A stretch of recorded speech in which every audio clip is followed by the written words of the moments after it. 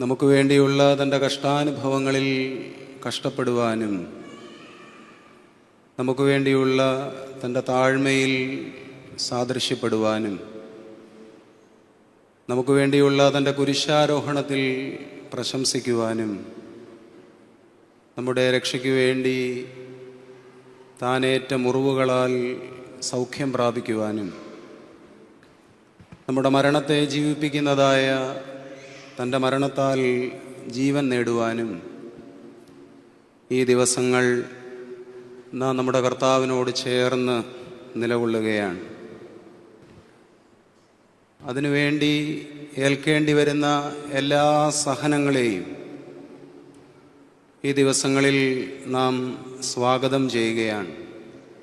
രക്ഷാകരവും വിശുദ്ധവുമായ കഷ്ടാനുഭവമേ, സമാധാനത്തോടെ വരിക എന്ന് നാം ആവർത്തിച്ച് പറയുകയാണ്. We embrace sufferings as sacred. കഷ്ടാനുഭവങ്ങളെ വിശുദ്ധവും പുണ്യവുമായി നാം സ്വീകരിക്കുകയും പുണരുകയും ചെയ്യുകയാണ്. ദരിദ്രരോട് സുവിശേഷം പ്രസംഗിപ്പാനും പീഡിതരെ വിടുവിച്ചയപ്പാനും ബന്ധിതന്മാർക്ക് മോചനവും തകർന്നവർക്ക് ആശ്വാസവും അറിയിക്കുവാനും കർത്താവിൻ്റെ പ്രസാദവർഷം പ്രഘോഷിക്കുവാനുമായി അഭിഷിക്തനായ ക്രിസ്തു ശുശ്രൂഷിക്കുവാനും അനേകർക്ക് ജീവനെ മറുവിലയായി നൽകുവാനുമായിട്ടാണ് തൻ്റെ നിയോഗം എന്ന ബോധ്യത്തിൽ അധികാരിയുടെയും അത്ഭുത പ്രവർത്തകൻ്റെയും ഒന്നും പരിവേഷം ചാർത്തപ്പെടാതെ ദാസനും ശുശ്രൂഷകനും എന്ന വിധത്തിൽ തൻ്റെ ശിഷ്യന്മാരുടെ പാദങ്ങളെ കഴുകി പെസഹ താഴമേശയിൽ വെച്ച് തന്നെ തന്നെ വിഭാഗിച്ച് നൽകി ഗോകുൽത്തായുടെ മുകളിൽ മരത്തോട് ചേർത്ത് തറയ്ക്കപ്പെട്ടവനായി നിലകൊള്ളുവാൻ പോവുകയാണ്. സെറൂഗിലെ വിശുദ്ധനായ യാക്കോബ് നമ്മുടെ കർത്താവിൻ്റെ കുരിശിന്മേലുള്ള ഈ നിൽപ്പിനെ വ്യാഖ്യാനിക്കുന്നത് ഇപ്രകാരമാണ്: ഉയരങ്ങൾക്കും ആഴങ്ങൾക്കും മധ്യേ ഒരു തൂണുപോലെ അവൻ നാട്ടപ്പെട്ടു. ലോകത്തിൻ്റെ ഭാരം ശക്തമായി താങ്ങുവാൻ തക്കവണ്ണം അവൻ നിന്നു. അവൻ്റെ കൈകൾ ലോകത്തിൻ്റെ അറ്റങ്ങൾ ആശ്ലേഷിക്കത്തക്ക വിധം അവർ വലിച്ചു നീട്ടി. അവനാകട്ടെ കുരിശിന്മേലുള്ള തൻ്റെ കരം വിരിച്ചിലിനാൽ സകല സൃഷ്ടികളെയും തൻ്റെ പിതാവിന് സമ്മാനിക്കുവാനായി തൻ്റെ കരത്താൽ തൻ്റെ മാറോട് തടുത്തുകൂട്ടി. അവനാകട്ടെ കുരിശിന്മേലുള്ള തൻ്റെ കരം വിരിച്ചിലിനാൽ സകല സൃഷ്ടിയെയും തൻ്റെ പിതാവിന് സമ്മാനിക്കുവാനായി തൻ്റെ കരത്താൽ തൻ്റെ മാറോട് തടുത്തുകൂട്ടി. എത്ര പ്രഭയുള്ള ഒരു വർണ്ണനയാണിത്! അതിക്രമങ്ങളാലും പാപങ്ങളാലും ചേലില്ലാത്ത ജീവിതശൈലികളാലും കാമക്രോധമോഹാദികളാലും വഴക്കുകളാലും പിണക്കങ്ങളാലും ഒക്കെ വല്ലാതെ ചിതറിപ്പോയ, ഇടർച്ചകൾ സംഭവിച്ച് ഭൂമിയുടെ നാലതിരുകളിലേക്ക് മാറിപ്പോയ നമ്മെ കുരിശിന്മേലുള്ള തൻ്റെ കരം വിരിച്ചിലിനാൽ നാം ആയിരിക്കുന്ന ഇടങ്ങളിൽ നിന്നെല്ലാം അവൻ തൻ്റെ മാറോട് വലിച്ചു ചേർത്ത് വെക്കുകയാണ്. നിസ്വാർത്ഥമാകുന്ന സ്നേഹസഖ്യത്തിൽ നിന്നും വിശുദ്ധമായ ജീവിത പരിസരങ്ങളിൽ നിന്നും നമ്മെ വല്ലാതെ ചിതറിച്ചു കളയുക എന്നത് വക്രബുദ്ധികളുടെ ഹൃദയാഗ്രഹമാണ്. എന്നാൽ നാം ചിതറിപ്പോകുന്ന എല്ലാ ഇടങ്ങളിൽ നിന്നും വളരെ സ്നേഹത്തോടെ നമ്മെ തൻ്റെ മാറോട് ചേർത്ത് വെക്കുക എന്നുള്ളത് ദൈവമനുഷ്യരുടെ സ്വഭാവമാണ്. കളവും ഏഷണിയും പറഞ്ഞ് പരസ്പരം ചിതറിപ്പിക്കുന്ന മനുഷ്യർ ധാരാളം പെരുകുന്ന ഇടത്താണ് നാല് ദിക്കുകളിൽ നിന്നും മനുഷ്യാത്മാക്കളെ കൂട്ടിവരുത്തുവാൻ തക്കവണ്ണം നമ്മുടെ കർത്താവിൻ്റെ രക്ഷാകരമായ കുരിശ് നിലകൊള്ളുന്നത്. ഈ ദിവസങ്ങളിൽ വിശുദ്ധനായ അപ്രേം പിതാവിൻ്റെ പ്രാർത്ഥന പോലെ, കർത്താവേ, നിൻ്റെ കുരിശാകുന്ന കൂട്ടിലേക്ക് പാഞ്ഞു വരുവാനും വഞ്ചകനായ സർപ്പത്തിൽ നിന്ന പോലെ സർപ്പത്തിൽ നിന്ന് രക്ഷപ്പെടുവാൻ തക്കവണ്ണം വന്നെത്തുവാൻ സാധ്യമാകാത്ത നിന്റെ കുരിശിൻ്റെ മുകളിൽ വാസമാക്കുവാനും വലയിൽ നിന്ന് പറന്നകലുന്ന പ്രാവിനെ പോലെ അപരാധങ്ങളിൽ നിന്ന് പറന്നകലുവാനും ഞങ്ങളെ യോഗ്യരാക്കണമേ എന്ന് നമുക്ക് പ്രാർത്ഥിക്കാം. അല്പനേരത്തെ ചിന്തയ്ക്കായി തിരഞ്ഞെടുക്കുന്ന വേദഭാഗം പരിശുദ്ധനായ പൗലോസ് അപ്പോസ്തലൻ റോമർക്കെഴുതിയ ലേഖനം 8-ാം അധ്യായം 32-ാം വാക്യമാണ്. അവിടെ എഴുതിയിരിക്കുന്നത് ഇപ്രകാരമാണ്: സ്വന്തം പുത്രനെ ആദരിക്കാതെ നമുക്കെല്ലാവർക്കും വേണ്ടി ഏൽപ്പിച്ചു തന്നവൻ അവനോട് കൂടെ സകലവും നമുക്ക് നൽകാതിരിക്കുമോ? സ്വന്തം പുത്രനെ ആദരിക്കാതെ നമുക്കെല്ലാവർക്കും വേണ്ടി ഏൽപ്പിച്ചു തന്നവൻ അവനോടുകൂടെ സകലവും നമുക്ക് നൽകാതിരിക്കുമോ?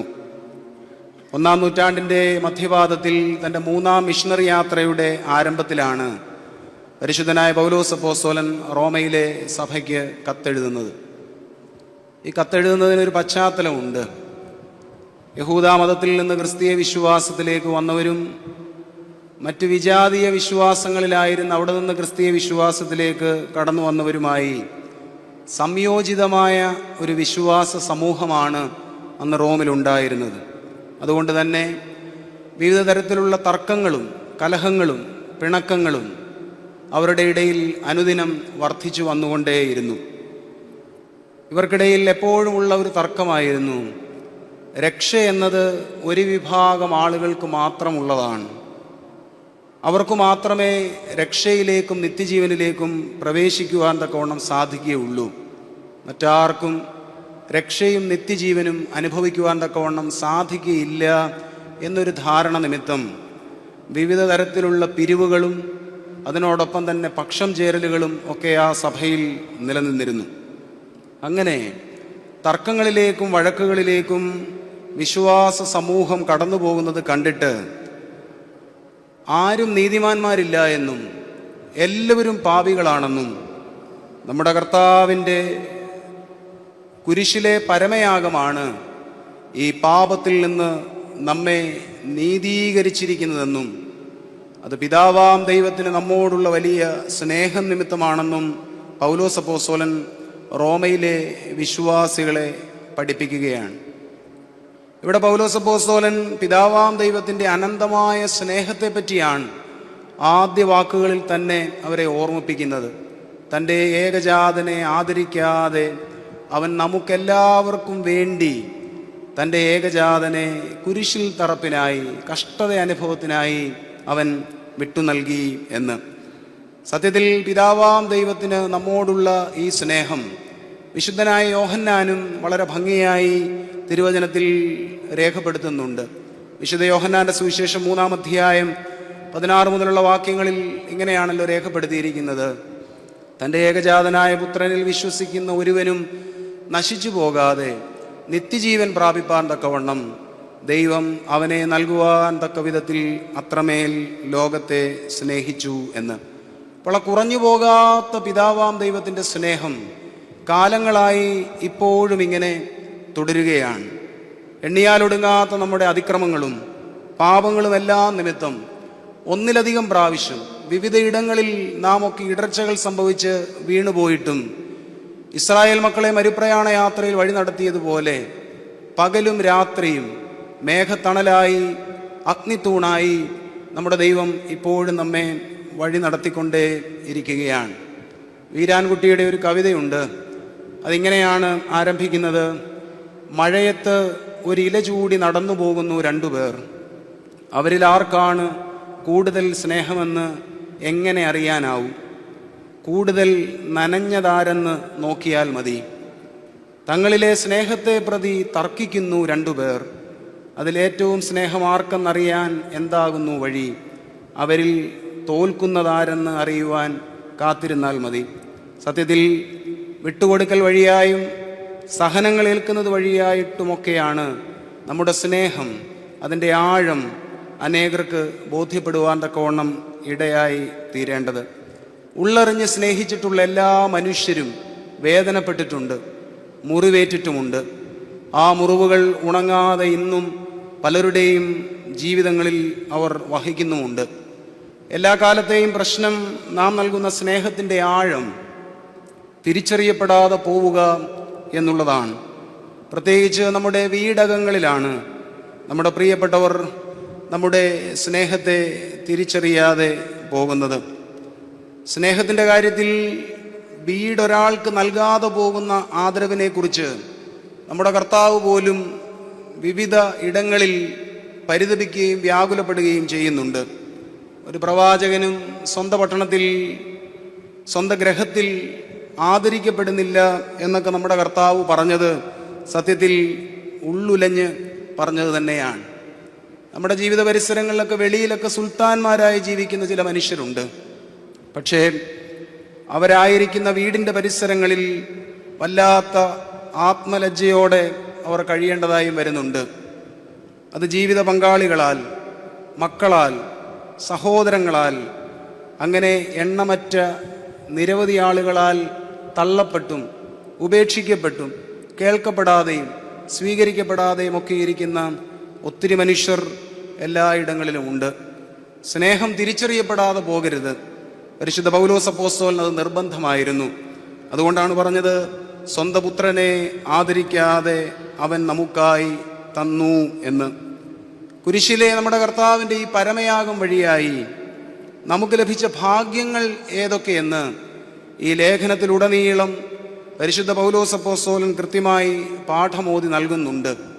3 കാര്യങ്ങൾ ആവർത്തിച്ച് പൗലോസ് അപ്പോസ്തലൻ പറയുന്നുണ്ട്. എന്തൊക്കെയാണ് ക്രിസ്തുവിൻ്റെ കുരിശിലെ പരമയാഗം വഴിയായി നമുക്ക് ലഭിച്ച വലിയ ഭാഗ്യങ്ങൾ? ഒന്നാമതായി പറയുന്നു, കുരിശിലെ ക്രിസ്തുവിൻ്റെ പരമയാഗം വഴിയായി നമ്മുടെ അപരാധങ്ങളുടെ ക്ഷമ നമുക്ക് സിദ്ധിച്ചു. Forgiveness of since.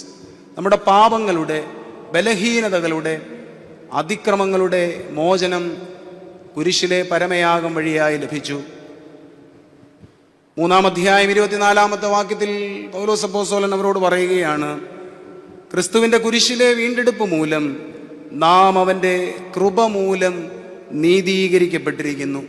ഒന്നോർത്താൽ എന്തുമാത്രം കാര്യങ്ങൾക്കാണ് അനുദിനം ദൈവം നമുക്ക് നീതീകരണം നൽകേണ്ടത്. നമ്മുടെ ശരികളുമായി മാത്രം നാം യാത്ര ചെയ്യുകയാണ്. നമ്മുടെ ശരികൾ പലതും വൻ വീഴ്ചകളായിരുന്നു എന്ന് കാലമേറെ കഴിയുമ്പോഴാണ് നമുക്ക് തിരിച്ചറിയുവാൻ തക്കവണ്ണം ഇടയാകുന്നത്. ഇപ്പോഴും ചിലരൊക്കെ ചിലരുടെ ഇടർച്ചകളെ സംബന്ധിച്ച് തിരിച്ചറിയുന്നുകൂടിയില്ല. എന്നാൽ നമ്മുടെ ദൈവമോ നമ്മുടെ ഈ വീഴ്ചകളെയെല്ലാം ക്രിസ്തുവിൻ്റെ കാൽവറിയിലെ പരമയാഗത്തിൻ്റെ സ്മരണയിൽ മായിച്ച് നമുക്ക് മാപ്പ് നൽകുകയും ഇന്നും ലജ്ജിപ്പാൻ വകയില്ലാത്ത വിധം നമ്മെ ഓരോരുത്തരെയും നിലനിർത്തുകയും ചെയ്തിരിക്കുന്നു എന്നത് നാം തിരിച്ചറിയേണ്ടത് തന്നെയാണ്. ഈ കാലത്ത് മനുഷ്യർ അനുഭവിക്കുന്ന വലിയൊരു ആത്മപ്രതിസന്ധിയാണ് ഇടറിപ്പോയ ഇടങ്ങളെ ഓർത്ത് തകർന്നു വീഴുകയും ഇനി ഒരിക്കലും എഴുന്നേൽക്കുകയില്ല എന്നുള്ള ചിന്തയിൽ വല്ലാതെ നിരാശ ബാധിച്ച് തളരുകയും ചെയ്യുക എന്നുള്ളത്. എന്നാൽ ക്രിസ്തുവിൽ നമുക്കുള്ള വലിയ പ്രത്യാശ എന്താണ്? എല്ലാ അർത്ഥത്തിലും തോറ്റുപോകുന്ന മനുഷ്യരെ ഉലഞ്ഞു പോകാതെ എപ്പോഴും നെഞ്ചോട് ചേർത്ത് നിർത്തുവാൻ തക്കവണ്ണം അവൻ അരികിലായി ഉണ്ട് എന്നുള്ളതാണ്. നമ്മുടെ കർത്താവിൻ്റെ മുമ്പിൽ നിന്ന എല്ലാവർക്കും ഫ്രീഡം ടു ഫെയിൽ, ഇടർച്ചകളിൽ അകപ്പെടുവാൻ തക്കവണ്ണമുള്ള സ്വാതന്ത്ര്യം നമ്മുടെ കർത്താവ് നിഷേധിച്ചിട്ടില്ല. അത് അപ്പോസ്തല സമൂഹത്തിലെ പ്രധാനിയായ പത്രോസിനാണെങ്കിലും അപ്പോസ്തല സമൂഹത്തിൽ ചേർന്ന് നടന്ന യൂദായിക്കാണെങ്കിലും കർത്താവിനോടൊപ്പം നടന്ന സഹശിഷ്യന്മാർക്കാണെങ്കിലും ആർക്കും നമ്മുടെ കർത്താവ് വീണു പോകുവാനുള്ള ഏതെങ്കിലും അവസരങ്ങൾ നിഷേധിച്ചില്ല. അതുകൊണ്ടാണ് പീഡാസഹനവേളയിൽ ചിലരൊക്കെ തന്നിൽ നിന്ന് അകന്നു പോകുന്നത് കാണുമ്പോൾ യേശുക്രിസ്തു തന്നെ അവരോട് ചോദിക്കുന്നത്, നിങ്ങളും അവരോടുകൂടെ പോകുവാൻ തക്കവണ്ണം ഒരുങ്ങി നിൽക്കുകയാണോ എന്ന്. എന്നാൽ ഒന്ന് നിശ്ചയമാണ്, ഈ ഇടറിപ്പോകുവാൻ തക്കവണ്ണം വെമ്പൽ കൊണ്ട് യാത്ര ചെയ്ത മനുഷ്യരെല്ലാം അവർ പോയി വീണ ഇടങ്ങളിലൊക്കെ അവർ തല ഉയർത്തി നോക്കുമ്പോൾ അവരുടെ അരികിലായി അവരെ ചേർത്ത് നിർത്തുവാൻ തക്കവണ്ണം നമ്മുടെ കർത്താവ് ഉണ്ടായിരുന്നു എന്നുള്ളതാണ് തിരുവചനം നമുക്ക് നൽകുന്ന വലിയ ഉറപ്പ്. അതുമാത്രമല്ല, ലോകം വീണുപോയവരെയൊക്കെ വല്ലാതെ പരിഹസിക്കുമ്പോൾ, അവരെ ചേർത്ത് നിർത്തുവാൻ തക്കവണ്ണം തയ്യാറാകാതെ ഇരിക്കുമ്പോൾ നമ്മുടെ കർത്താവ് ഒരു നോട്ടം കൊണ്ടുപോലും വീണുപോയ മനുഷ്യരെ ദുഃഖിപ്പിക്കുകയോ വേദനിപ്പിക്കുകയോ ചെയ്തിട്ടില്ല. നിരവധി ഉദാഹരണങ്ങൾ തിരുവചനത്തിൽ നമുക്ക് കാണുവാൻ സാധിക്കുന്നുണ്ടല്ലോ. വ്യഭിചാര കുറ്റത്തിൽ പിടിക്കപ്പെട്ട ഒരു സ്ത്രീ ഒരു ജനത മുഴുവനും കല്ലെറിയുവാൻ തക്കവണ്ണം അവരുടെ കൈകളിൽ കല്ലുമായി, അവളെ നിശിതമായി വിമർശിക്കുവാൻ തക്കവണ്ണം അഗ്നി ജ്വലിക്കുന്ന നയനങ്ങളുമായി നിൽക്കുമ്പോൾ നമ്മുടെ കർത്താവ് ഒരു നോട്ടം കൊണ്ടുപോലും അവളെ വിഷമിപ്പിക്കാതെ നിലത്തേക്ക് നോക്കി നിൽക്കുന്നുവെന്ന് തിരുവചനത്തിൽ നാം വായിക്കുന്നുണ്ട്. ഇടറിപ്പോയവരെ ഒരു നോട്ടം കൊണ്ടുപോലും വേദനിപ്പിക്കാത്ത ക്രിസ്തുവിൻ്റെ മുഖമാണ് വിശുദ്ധ യോഹന്നാന്റെ സുവിശേഷം 8-ാം അധ്യായത്തിൽ ഈ സംഭവം വഴിയായി നാം വായിക്കുന്നത്. വീണ്ടും നമ്മൾ കാണുന്നുണ്ട്, ജനങ്ങളെല്ലാം മഹാപാപി എന്ന് വിളിച്ച് അവരുടെ അനുദിന വ്യാവഹാരിക ഇടപാടുകളിൽ നിന്നെല്ലാം മാറ്റി നിർത്തിയിരുന്നൊരു മനുഷ്യൻ, സക്കായി എന്ന് പറയുന്നൊരു മനുഷ്യൻ. ജനങ്ങൾക്ക് ആ മനുഷ്യനെ പറ്റി പറയുവാനുള്ളത് ഇവൻ പാപിയാകുന്ന മനുഷ്യൻ എന്നാണ്. എന്നാൽ നമ്മുടെ കർത്താവ് അവനെ വിളിക്കുന്നത് അങ്ങനെയല്ല. അവർ അപ്രകാരം അവനെ മുദ്രകുത്തി മാറ്റി നിർത്തിയപ്പോൾ ഉലഞ്ഞുപോയ അവൻ്റെ മനസ്സിനെ ആശ്വസിപ്പിക്കുവാൻ തക്കവണ്ണം നമ്മുടെ കർത്താവ് എത്ര സ്നേഹസാന്ദ്രമായിട്ടാണ് പറഞ്ഞത്, ഇവൻ അബ്രഹാമിൻ്റെ മകൻ, ഇവൻ്റെ ഭവനമാകട്ടെ രക്ഷയുടെ ഭവനമെന്ന്. വീണ്ടും നമ്മൾ വിശുദ്ധ യോഹന്നാന്റെ സുവിശേഷം 4-ാം അധ്യായത്തിൽ കാണുന്നുണ്ട്, അത്ര സുതാര്യമാകുന്ന ജീവിതം ഒന്നുമല്ലാതിരുന്ന ഒരു സ്ത്രീ ഒരു കിണറിൻ്റെ വക്കിൽ വെച്ച് നമ്മുടെ കർത്താവിനോട് ദീർഘമായി സംസാരിക്കുന്നുണ്ട്. വളരെ ദീർഘമായ സംഭാഷണമായിരുന്നു.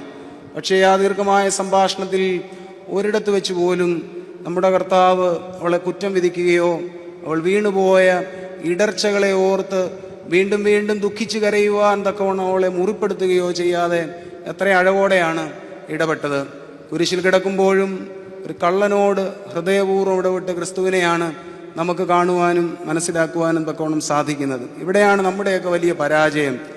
നാം ഓരോരുത്തരും എന്തുമാത്രം മനുഷ്യരുടെ മനസ്സുകളെയാണ് കരുണയില്ലാതെ ഇങ്ങനെ മുറിച്ചുകൊണ്ടിരിക്കുന്നത്. ഗ്രീക്ക് മിഥോളജിയിൽ തമോ ഗുണമുള്ളൊരു സ്വേച്ഛാധിപതിയുടെ കഥയുണ്ട്. ഡമാസ്തസ് എന്നാണ് അദ്ദേഹത്തിൻ്റെ പേര്. അദ്ദേഹം മനുഷ്യനെ ശിക്ഷിച്ചിരുന്നൊരു രീതി ഉണ്ടായിരുന്നു. അദ്ദേഹത്തിനൊരു ലോഹ കട്ടിലുണ്ട്. ആ കട്ടിലിൽ മനുഷ്യരെ കിടത്തുകയും ആ കട്ടിലിൽ നിന്ന് പുറത്തേക്ക് തള്ളി നിൽക്കുന്ന അദ്ദേഹത്തിന് തോന്നുന്ന എല്ലാ അവയവങ്ങളെയും ഛേദിച്ച് കളയുകയും ചെയ്യുക എന്നുള്ളതായിരുന്നു അദ്ദേഹത്തിൻ്റെ രീതി.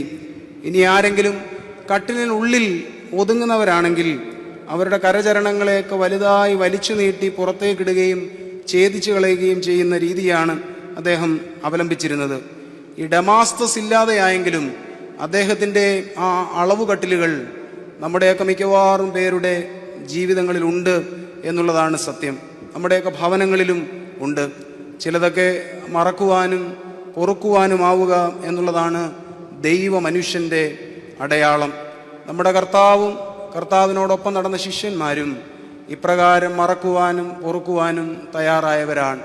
അതുകൊണ്ടാണല്ലോ അവരെ ആസകലം ചിതറിച്ചു കളഞ്ഞ ആ ദുരന്തരാത്രിയിൽ അകപ്പെട്ട് തകർന്നുപോയ ശിഷ്യന്മാരെല്ലാം വിവിധ സ്ഥലങ്ങളിൽ കർത്താവിൻ്റെ സുവിശേഷവാഹകരായി കടന്നു ചെന്നപ്പോൾ എത്ര ഭംഗിയോടെയാണ് അവർ പറഞ്ഞത്. പരിശുദ്ധ പത്രോസ് അപ്പോസ്തലന്റെ പ്രസംഗം അപ്പോസ്തല പ്രവൃത്തികൾ 3-ാം അധ്യായത്തിൽ രേഖപ്പെടുത്തുന്നുണ്ട്. ഒരു സുന്ദരം ഒരു ദേവാലയ ഗോപുരത്തിൻ്റെ വാതിൽക്കൽ നിന്നുകൊണ്ട് പത്രോസ് അപ്പോസ്തലൻ പ്രസംഗിക്കുന്നതാണ്. അവിടെ പത്രോസ് അപ്പോസ്തലൻ പറയുന്നത് ഇങ്ങനെയാണ്: നിങ്ങൾ അറിവില്ലായ്മയാലാണ് അവനെ കുരിശിച്ചതെന്ന് ഞാൻ അറിയുന്നു. പരിശുദ്ധ പൗലോസ് അപ്പോസ്തലനും ഇതിനോട് സമാനമായി പറയുന്നുണ്ട്. കൊരിന്ത്യർക്ക് എഴുതിയ 1-ാം ലേഖനം 2-ാം അധ്യായം 8-ാം വാക്യത്തിലാണ് അവിടെ എഴുതിയിരിക്കുന്നത് ഇങ്ങനെയാണ്: നിങ്ങൾ അറിവില്ലായ്മയാൽ ഇത് പ്രവർത്തിച്ചു, അറിഞ്ഞിരുന്നുവെങ്കിൽ നിങ്ങൾ തേജസ്സിൻ്റെ നാഥനെ കുരിശിക്കുകയില്ലായിരുന്നു. എത്ര പെട്ടെന്നാണ് കർത്താവിൻ്റെ ശിഷ്യഗണത്തിൽ ഉൾപ്പെട്ടവരൊക്കെ ഇപ്രകാരം വിവിധ തരത്തിലുള്ള പാപങ്ങളും ബലഹീനതകളും ചെയ്ത മനുഷ്യർക്ക് മാപ്പ് കൊടുത്തത്. ക്രൈസ്തവ സഭയുടെ ആദ്യത്തെ രക്തസാക്ഷിയായ വിശുദ്ധനായ സ്തേഫാനോസ് ശമ്മാശന്റെ മരണവുമായി ബന്ധപ്പെട്ടും അപ്പോസ്തല പ്രവൃത്തികൾ 7-ാം അധ്യായത്തിൽ ഇതിന് സമാനമായ വിവരണമാണുള്ളത്. യേശുക്രിസ്തു കുരിശിൽ കിടന്നുകൊണ്ട് മൊഴിഞ്ഞ അതേ മൊഴി തന്നെ സ്തേഫാനോസ് ശമ്മാശനും താൻ കല്ലേറേറ്റ് വധിക്കപ്പെടുമ്പോൾ ആവർത്തിക്കുകയാണ്: പിതാവേ, ഈ പാപം ഇവരുടെ മേൽ നീ നിർത്തരുതേ. ഉപാധികളില്ലാതെ മാപ്പ് കൊടുക്കുവാൻ തക്കവണ്ണം നമുക്കാകണം. അതിൻ്റെ കാരണം എന്താണ്? നമ്മുടെ വലിയ വലിയ അപരാധങ്ങളാണ് നമ്മുടെ കർത്താവ് കുരിശിലെ പരമയാഗത്താൽ മോചിച്ചു തന്നത്. അതുതന്നെയാണ് പൗലോസ് അപ്പോസ്തലൻ റോമിലെ വിശ്വാസ സമൂഹത്തോടും പറയുന്നത്: നിങ്ങൾ കലഹങ്ങളിലും പിണക്കങ്ങളിലും തർക്കങ്ങളിലുമായി ഇടപെട്ടു പോകരുത്. അത് നിമിത്തം നിങ്ങൾ നിങ്ങളുടെ ആത്മത്തെ നശിപ്പിച്ചു കളയരുത്. നിങ്ങൾക്ക് ക്രിസ്തു വഴിയായി എന്തുമാത്രം പാപങ്ങൾ മോചിക്കപ്പെട്ടിരിക്കുന്നു എന്നുള്ള ബോധ്യം നിങ്ങൾക്കുണ്ടാകണം. രണ്ടാമതായി പൗലോസ് അപ്പോസ്തലൻ ക്രിസ്തുവിൻ്റെ കുരിശീകരണം വഴിയായി അവർക്ക് ലഭിച്ച ഭാഗ്യത്തെപ്പറ്റി പറയുമ്പോൾ ഇങ്ങനെയാണ് പറയുന്നത്: നിങ്ങൾക്ക് ദൈവത്തോട് അനുരഞ്ജനം സാധ്യമായിരിക്കുന്നു. Reconciliation with God. നിങ്ങൾക്ക് ദൈവത്തോട് അനുരഞ്ജനം സാധ്യമായിരിക്കുന്നു. അത് റോമർക്ക് എഴുതിയ ലേഖനം 5-ാം അധ്യായം 1 മുതലുള്ള വാക്യങ്ങളിൽ വളരെ ഭംഗിയായി രേഖപ്പെടുത്തുന്നുണ്ട്. ക്രിസ്തു വഴിയായി ദൈവത്തോട് നിങ്ങൾക്ക് അനുരഞ്ജനം അഥവാ സമാധാനം സാധ്യമായി എന്നാണ് പൗലോസ് അപ്പോസ്തലൻ അവിടെ പറയുന്നത്. സത്യത്തിൽ ഇസ്രായേൽ മക്കൾ വഴിപിഴച്ചു പോയപ്പോൾ യഹോവയാം ദൈവത്തിനും അതിനോടൊപ്പം തന്നെ ഈ ദൈവജനത്തിനും ഇടയിൽ മോശ അവരുടെ മധ്യസ്ഥനായി നിലകൊള്ളുന്നുണ്ട്. അപ്രകാരം തന്നെ പിതാവാം ദൈവത്തിനും നമുക്കുമിടയിൽ മധ്യസ്ഥനായി പാലമെന്നോണം, നമ്മുടെ ആരാധനയിൽ ഉപയോഗിക്കുന്ന വാക്ക് തന്നെയാണ്, ക്രിസ്തു പാലമായി നിന്നു. അപ്രകാരം പാലമായി നിന്ന് പിതാവാം ദൈവത്തോട് നമുക്കൊരു അനുരഞ്ജനം അവൻ വഴിയായി സാധ്യമാക്കി നൽകിയിരിക്കുകയാണ്. ആർക്കാണ് യഥാർത്ഥത്തിൽ അനുരഞ്ജനം ഉണ്ടാകുന്നത്? അനുരഞ്ജനം ഉണ്ടാകുന്നത് അനുതാപിക്കാണ്. അനുതാപിയായ ഒരു മനുഷ്യന് മാത്രമേ ജീവിതത്തിൽ അനുരഞ്ജനം ഉണ്ടാവുകയുള്ളൂ. ഞാൻ ചെയ്യുന്നതെല്ലാം ശരിയാണെന്ന് വിചാരിക്കുന്ന ആളുകൾ എങ്ങനെയാണ് അനുതാപത്തിലേക്ക് നടക്കുവാൻ തക്കവണ്ണം ഇടയായിത്തീരുന്നത്? നമ്മുടെ വിചാരം അനുതാപം എന്നൊക്കെ പറയുന്നത് വലിയ പാപം ചെയ്യുന്ന മനുഷ്യർക്കുള്ളതാണെന്നാണ്. എന്നാൽ വെളിപാട് പുസ്തകത്തിലെ ഒരു വാക്യം നമ്മെ വല്ലാതെ നൊമ്പരപ്പെടുത്തേണ്ടത് തന്നെയാണ്. വെളിപാട് പുസ്തകം 2-ാം അധ്യായം 5 മുതലുള്ള വാക്യങ്ങളിൽ എഫേസൂസിലെ ദൈവസഭയോട് ഇങ്ങനെയാണ് പറയുന്നത്: നിങ്ങളെക്കുറിച്ച് ഒരു കുറവ് എനിക്ക് പറയുവാനുണ്ട്. അത് കവർച്ച നടത്തിയതോ വ്യഭിചാരം ചെയ്തതോ മോഷ്ടിച്ചതോ ഒന്നും തന്നെ ആയിരുന്നില്ല. അവരോട് പറയുന്ന കുറവ് ഇങ്ങനെയാണ് രേഖപ്പെടുത്തിയിരിക്കുന്നത്: നീ നിന്റെ ആദ്യ സ്നേഹം വിട്ടുകളഞ്ഞു. ഇതാണ് നിന്റെ അപരാധം, ആദ്യ സ്നേഹം വിട്ടുകളഞ്ഞു. അങ്ങനെ ഓർക്കുമ്പോൾ ഏറ്റുപറയുകയും ഉപേക്ഷിക്കുകയും ചെയ്യേണ്ട, അനുതാപത്തിലേക്ക് വളരേണ്ടതായ എന്തുമാത്രം പാപങ്ങളാണ് നാം ആയിരിക്കുന്ന ഇടങ്ങളിൽ നമുക്ക് ചുറ്റും നാം ഓരോരുത്തരും കൂട്ടിവെച്ചിരിക്കുന്നത് അത്രയും. അതുകൊണ്ട് അനുതാപം സ്വർഗരാജ്യത്തിൻ്റെ കവാടത്തിലേക്ക് നമ്മെ പ്രവേശിപ്പിക്കുന്ന വഴിയായി തിരിച്ചറിഞ്ഞ് ദൈവത്തോട് അനുരഞ്ജനപ്പെടുവാൻ തക്കവണ്ണം നമുക്ക് ഇടയാകണം. ദുഃഖവെള്ളിയുടെ ആരാധനയിൽ നമ്മുടെ കർത്താവിനോടൊപ്പം കുരിശിച്ച 2 കള്ളന്മാരുടെ സംവാദം വളരെ ഭംഗിയായി രേഖപ്പെടുത്തിയിട്ടുണ്ട്. അവരിൽ ഒരാൾ പറുദീസായുടെ അവകാശിയായി തീരുന്നുവെന്നും നമുക്ക് അറിയാവുന്നതാണ്. സ്ലീബ മുത്തുന്ന സമയത്ത് പാടുന്ന ധ്യാനഗീതത്തിൽ ക്രോബെ മാലാഖയും കള്ളൻ തീത്തോസും തമ്മിലുള്ള വിശദമായ സംഭാഷണം രേഖപ്പെടുത്തിയിട്ടുണ്ട്. ഈ കള്ളൻ പറുദീസായുടെ അവകാശിയായി പറുദീസായുടെ വാതിൽക്കൽ എത്തുന്നുണ്ട്. പറുദീസായുടെ വാതിൽക്കൽ എത്തുമ്പോൾ അവിടെ ഏദൻ തോട്ടത്തിന് കാവൽ നിൽക്കുന്ന വാളേന്തിയ ക്രൂബെ മാലാഖ ഈ കള്ളനോട് ചോദിക്കുന്ന കുറേ ചോദ്യങ്ങൾ അവിടെ പദ്യരൂപത്തിൽ രേഖപ്പെടുത്തിയിട്ടുണ്ട്. ആദ്യം ചോദിക്കുന്ന ചോദ്യം ഇതാണ്: നീ എങ്ങനെ ഇവിടെ വന്നു? നിങ്ങളുടെ പിതാവായ ആദാം തോട്ടത്തിൽ നിന്ന് ആദ്യം ഇറങ്ങിപ്പോയി, പിന്നീട് ഒരു മനുഷ്യനും ഇവിടെ വന്നിട്ടില്ല. നീ എങ്ങനെയാണ് ഇവിടെ വന്നത്? അതിന് ഈ കള്ളൻ തീത്തോസ് കൊടുക്കുന്ന ഉത്തരം നമ്മുടെ ആരാധനയിൽ എഴുതിയിരിക്കുന്നത് ഇങ്ങനെയാണ്: 2 കാര്യങ്ങൾ ഉള്ളത് കൊണ്ടാണ് ഞാനിവിടെ വന്നത്. ഒന്ന്, നമ്മുടെ കർത്താവിൻ്റെ ജയകരമാകുന്ന സ്ലീബ എൻ്റെ കയ്യിലുണ്ട്. 2, അനുതാപം എൻ്റെ കയ്യിലുണ്ട്. അതുകൊണ്ട് മാറി നിൽക്കൂ, ഞാൻ മാമക സ്ഥാനം പോകട്ടെ എന്ന് ഈ കള്ളൻ മാലാഖയോട് പറയുന്നതായി നമ്മുടെ ആരാധനയിൽ രേഖപ്പെടുത്തലുണ്ട്. ആർക്കാണ് സ്വർഗരാജ്യം അവകാശിക്കുവാൻ തക്കവണ്ണമാകുന്നത്? പ്രിയമുള്ളവരെ, നമ്മുടെ കർത്താവിൻ്റെ ജീവകരമാകുന്ന കുരിശിനെ വാരി പുണർന്നു നിൽക്കുന്നവർക്കും അതിനോടൊപ്പം തന്നെ ജീവിതത്തിൽ വന്നുപോയ ഇടർച്ചകളെ ഓർത്ത് അനുദപിക്കുന്നവർക്കുമാണ് സ്വർഗരാജ്യം അവൻ വാഗ്ദാനം ചെയ്തിരിക്കുന്നത്. അത്രയും ഈ 2 ഭാഗ്യങ്ങളും നമ്മുടെ ജീവിതത്തിൽ നിന്ന് മാറിപ്പോകുവാൻ തക്കവണ്ണം ഇടയായി തീരരുത്. മൂന്നാമതായി, ക്രിസ്തുവിൻ്റെ കുരിശീകരണം വഴിയായി എന്ത് ഭാഗ്യമാണ്, എന്ത് മോചനമാണ് നമുക്ക് ഓരോരുത്തർക്കും ലഭിച്ചിരിക്കുന്നതെന്ന് പൗലോസ് അപ്പോസ്തലൻ റോമിലെ വിശ്വാസ സമൂഹത്തോട് പറയുന്നു. മൂന്നാമതായി, കുരിശീകരണം വഴിയായി ലഭിച്ചത് അവൻ്റെ സ്വരൂപത്തോടുള്ള അനുരൂപമാണ്.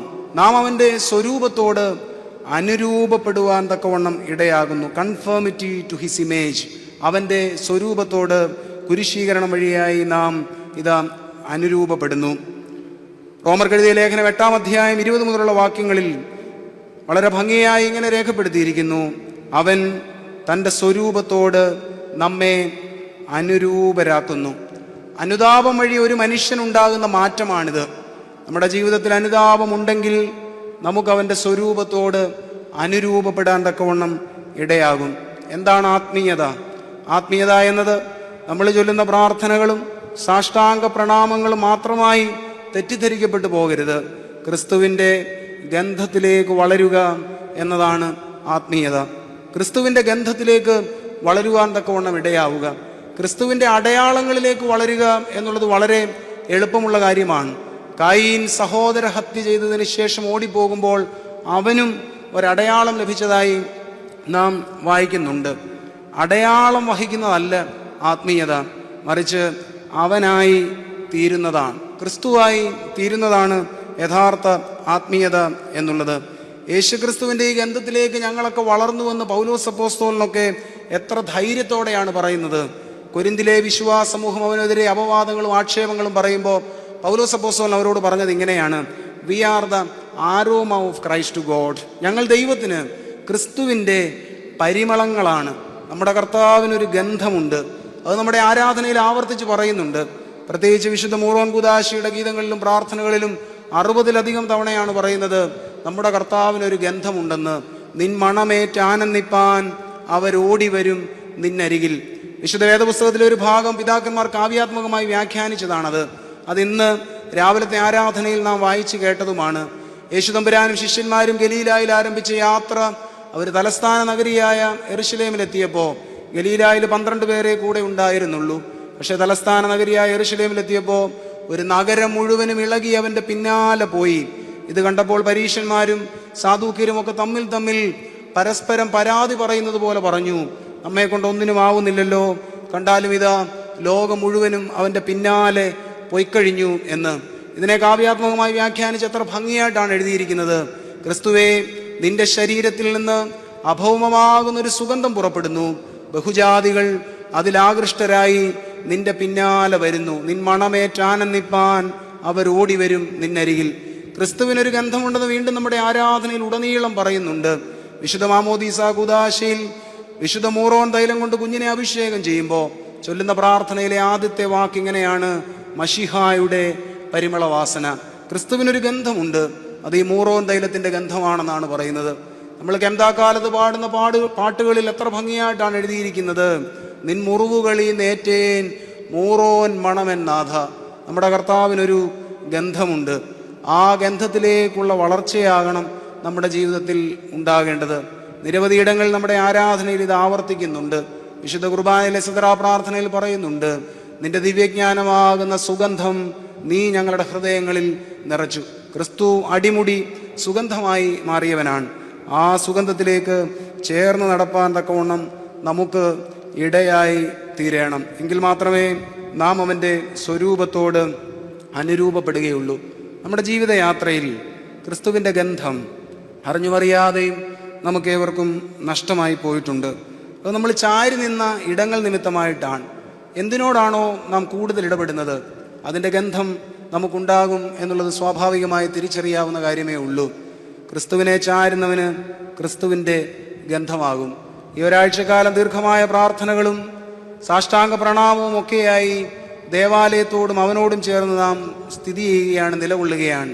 അങ്ങനെയെങ്കിൽ ഈ ആഴ്ചക്കാലം പൂർത്തീകരിക്കപ്പെടുമ്പോൾ വലിയ ഗുണപരമായ മാറ്റം, വലിയ സുഗന്ധം ക്രിസ്തുവിൻ്റേതായി നമുക്ക് അവകാശിക്കുവാൻ തക്കവണ്ണം ഇടയായി തീരട്ടെ എന്ന് പ്രാർത്ഥിക്കുകയാണ്. ഞാൻ എൻ്റെ വാക്കുകളെ ഉപസംഹരിക്കുന്നു. തൻ്റെ പുത്രനെ ആദരിക്കാതെ നമുക്ക് വേണ്ടി അവൻ ഏൽപ്പിച്ച് നൽകി. അതുവഴിയായി നമുക്ക് ലഭിച്ച ഗുണങ്ങൾ ഏതൊക്കെയാണ്? വളരെ ഭംഗിയായി പൗലോസ് അപ്പോസ്തലൻ റോമർക്ക് എഴുതിയ കത്തിൽ പറയുന്നു: അവൻ്റെ കുരിശീകരണം വഴിയായി അപരാധങ്ങളുടെ മോചനം നമുക്ക് ലഭിച്ചു. നാമും മാപ്പ് കൊടുക്കുകയും മാപ്പ് അനുഭവിക്കുകയും ചെയ്യുക വഴിയായി അനേകരുടെ ഹൃദയങ്ങളിൽ ഇടം നേടുവാൻ തക്കവണ്ണം ഇടയാവട്ടെ. ദൈവത്തോടുള്ള അനുരഞ്ജനം നാം ക്രിസ്തുവിൻ്റെ കുരിശിലെ പരമയാഗം വഴിയായി അനുഭവിച്ചതാണ്. ദൈവത്തോടുള്ള അനുരഞ്ജനം സാധ്യമായി. അനുരഞ്ജനം ഉണ്ടാകുന്നത് അനുതാപിക്കാണ്. വീണുപോയ ഇടങ്ങളെയൊക്കെ ഓർത്ത് ഒന്ന് അനുതപിക്കുവാൻ ഈ ദിവസങ്ങൾ നമുക്ക് ഇടയായി തീരട്ടെ. മൂന്നാമതായി നമുക്ക് ലഭിക്കുന്നത് അവൻ്റെ സ്വരൂപത്തോടുള്ള സാദൃശ്യമാണ്. അതിനോട് നാം അനുരൂപപ്പെടുകയാണ്. സ്വരൂപത്തോട് അനുരൂപപ്പെടുമ്പോൾ അവൻ്റെ ഗന്ധമുള്ളവരായി നാം മാറുക തന്നെ ചെയ്യും. തീർച്ചയായും ഈ ദീർഘമായ ആരാധനകൾ വഴിയായി, നമ്മുടെ കർത്താവിൻ്റെ രക്ഷാകരമായ പീഡാസഹനങ്ങളുടെ അനുസ്മരണം വഴിയായി ഇവ നമുക്ക് സാധ്യമായി തീരട്ടെ എന്ന് ആശംസിക്കുകയും പ്രാർത്ഥിക്കുകയും ചെയ്തുകൊണ്ട് എൻ്റെ വാക്കുകളെ ഉപസംഹരിക്കുന്നു. വലിയവനായ ദൈവം നാം ഏവരെയും വാഴ്ത്തി അനുഗ്രഹിക്കട്ടെ.